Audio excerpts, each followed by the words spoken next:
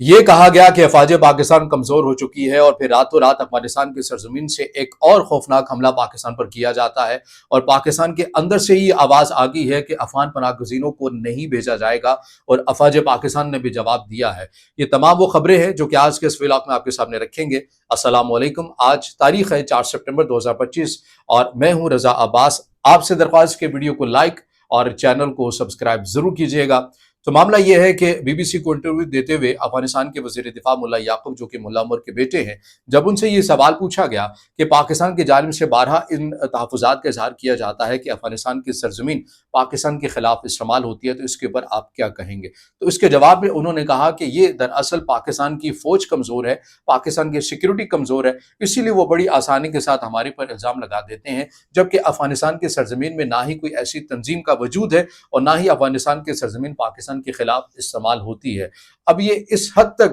یعنی روز روشن کی طرح ایک حقیقت ہے، اور اس کا کس طرح سے افغانستان کے جو وزیر دفاع ہے ان کی جانب سے انکار کر دیا گیا۔ آپ زیادہ دور کی بات نہ کریں، آپ ریسنٹلی واقعات کی بات کریں یا کل رات ہی کی بات کر لیں کہ پکتیا سے 7 کے قریب کالعدم ٹی ٹی پی کے جو لوگ تھے، انہیں افغان حکومت کی سرپرستی میں پاکستان کے بارڈر کے پاس پہنچایا گیا، اور انہوں نے پاکستان کی حدود کے اندر دراندازی کرنے کی کوشش کی۔ افواج پاکستان نے بر وقت جواب دیا، 7 میں سے 3 شدت پسند مارے گئے، 2 پاکستان کی حدود میں مرے، 1 افغانستان کی حدود میں مرا، 1 زخمی بھی افغانستان کی حدود میں ہوا، اور باقی جو تھے وہ فرار ہوئے۔ اب یہ افغان وزیر دفاع اس بات کا کیا جواب دیں گے جو وہ یہ کہتے ہیں کہ ایسے جو عناصر ہیں وہ افغانستان کے اندر وجود ہی نہیں رکھتے؟ پھر آپ تھوڑا سا اور پیچھے چلے جائیے، سمبازا کے مقام پر 53 کے قریب میتیں افغان شہریوں کی پاکستان نے افغان حکام کے حوالے کی، اور یہ 53 کے 53 افغان شہری پاکستان کے اندر سمبازا کی رسے سے سمبازا والی سائڈ سے پاکستان کے اندر دراندازی کرنے کی کوشش کر رہے تھے، یہاں پر اپنے مذموم مقاصد لے کر آ رہے تھے، انہیں پاکستان نے ہلاک کیا، اور پھر اس کے بعد وہ میتیں افغان حکام کے حوالے کی، اور ان کے جنازہ اور ان کی تدفین افغانستان کی سرزمین پر ہوئی۔ اس کے اوپر افغان وزیر دفاع کیا کہیں گے؟ پھر اس کو بھی چھوڑ دیجئے، اقوام متحدہ نے جو رپورٹ جاری کی جس میں یہ کہا گیا کہ افغانستان کے سرکاری وسائل میں سے 43,000 امریکی ڈالر ماہانہ کالعدم ٹی ٹی پی کے سربراہ مفتی نور ولی محسود کو جاتے ہیں، اس کے اوپر کیا کہیں گے؟ کیا اقوام متحدہ بھی کمزور ہے؟ پھر چین کی جانب سے کہا گیا کہ بہت ساری متعدد تنظیمیں افغانستان کے اندر موجود ہیں، ان کی محفوظ پناہ گاہوں کو ختم کرنا ہوگا تاکہ افغانستان کے ساتھ بہتر تعلقات استوار ہو سکیں۔ کیا آپ یہ کہیں گے کہ چین کی آرمی بھی کمزور ہے؟ پھر رشیا، جس نے وہ پہلا ملک، وہ واحد ملک جس نے آپ کی حکومت کو تسلیم کیا ہے، اس نے کہا کہ 23,000 کے قریب کالعدم جو تنظیموں کے جو اہلکار ہیں وہ افغانستان میں بیٹھے ہوئے ہیں، اور وہ سرکاری وسائل انہیں دیے جا رہے ہیں۔ اس کے اوپر آپ یہ کہیں گے کہ رشیا کی آرمی بھی کمزور ہے، اور رشیا سے ماسکو میں جا کر ادھر جو حملے ہوئے اس کے بھی تانے بانے افغانستان کی سرزمین سے ہی ملے؟ اس کے اوپر آپ کا کیا جواب ہوگا؟ تو حقیقت کو اس طرح سے جھٹلایا نہیں جا سکتا، آپ چاہے جتنا سخت منہ بنا کر جھوٹ بول دیں، مگر جھوٹ جھوٹ ہی ہوتا ہے، وہ سچ نہیں بن سکتا۔ اور پھر جو ریسنٹلی جو واقعہ ہوا جس سے متعلق میں نے آپ کو بتایا کہ پکتیا کے مقام سے جو 7 شدت پسند آئے،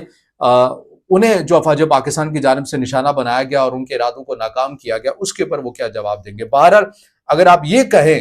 کہ افواج پاکستان کمزور ہے تو کم از کم یہ آپ کو زیب نہیں دیتا۔ اگر افواج پاکستان کمزور ہوتی تو آپ سوویت یونین کے اگینسٹ یا غیر ملکی افواج کے اگینسٹ لڑائی لڑ ہی نہیں سکتے تھے۔ آپ جانتے ہیں، وہ تمام تر ہسٹری آپ جانتے ہیں، سننے والے بھی جانتے ہیں کہ اگر افواج پاکستان کا کردار نہ ہوتا تو آج یہاں پر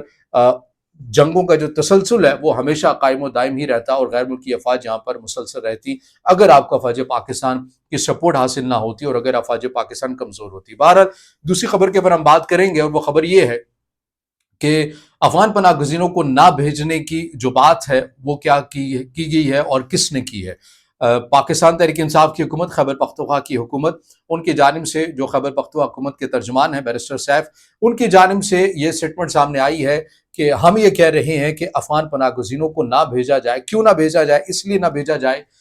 کہ چونکہ افغانستان کی سرزمین میں اس وقت قدرتی آفت ہے، زلزلہ آیا ہے اور بڑی تعداد کے اندر اموات ہوئی ہیں، اور افغانستان کے پاس خود بھی اتنے وسائل نہیں ہیں،